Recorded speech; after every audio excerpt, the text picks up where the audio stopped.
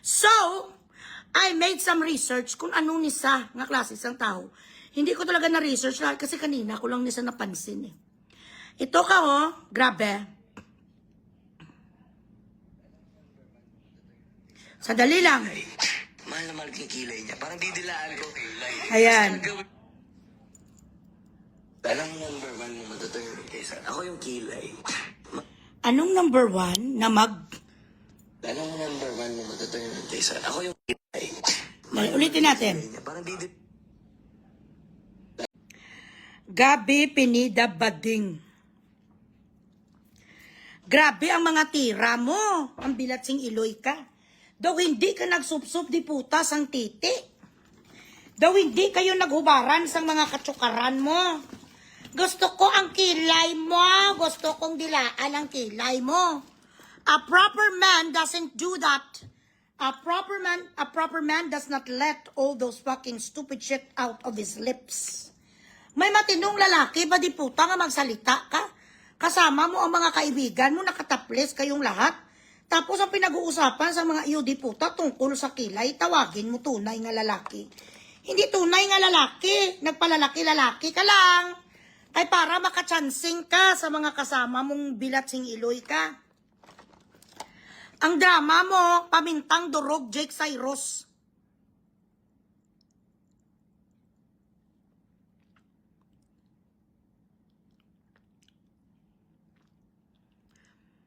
Huwag mo akong spam, Kylie. Isuspenda ka. One more. Suspenda kita.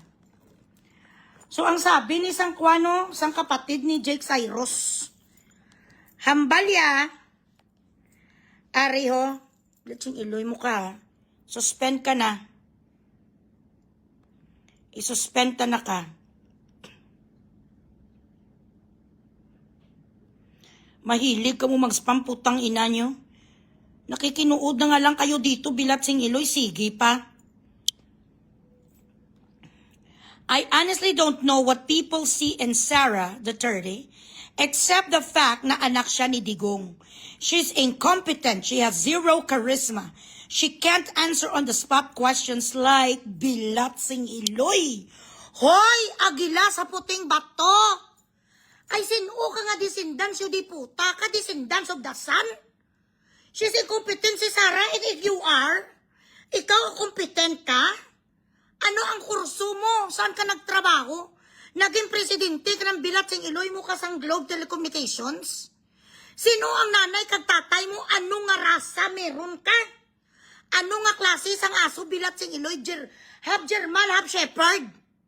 Ano ka mistisa ang iloy kag amay mong sapat kang itsura mo do si Dato Puti? Ang shape sang mukha mo daw si Papa Ay. Bilatsing iloy maka-incompetent kay Sarah. Why?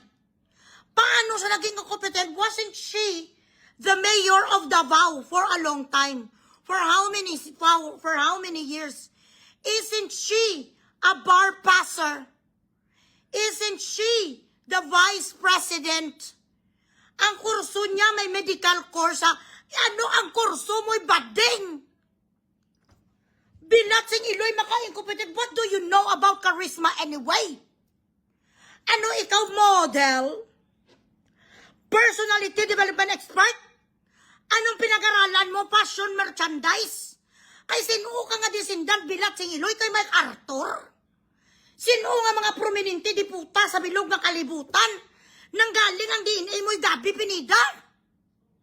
Bilatsing iloy 117,000 ang followers mo, ugok. Sa pagkatagal-tagal mo na di puta, nagahulubaton. Sa Facebook kaya hindi tumaas. Ang inyong bilatsing iloy nga mga followers o kasi bugo kayo. Masabi sa sang karisma di puta, panuslime ka muna. Ang itsura mo, gaamo niyo, hindi ko maintindihan kung gaamo ni. Kung nagaamo ng imo nga itsura, kumuson ko na lang ang itsura mo. Kung sa Ilonggo ang itsura mo, duyukot ka nga pulo. Para kang pera nga papel nga giniyukot ka, amo niyo. Karisma, bakit? Sino kasi Gloria Diaz? Judge ka noon bilatsing iloy sa beauty pageant? Di puta ba ako incompetent nga ano ka? Di ka nag-graduate di puta. Harvard University palalulo cum laude.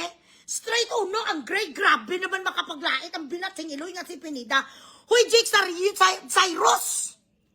Itsura sa inyo, di puta ka, ang buhok mo gandi, di mo masuklay.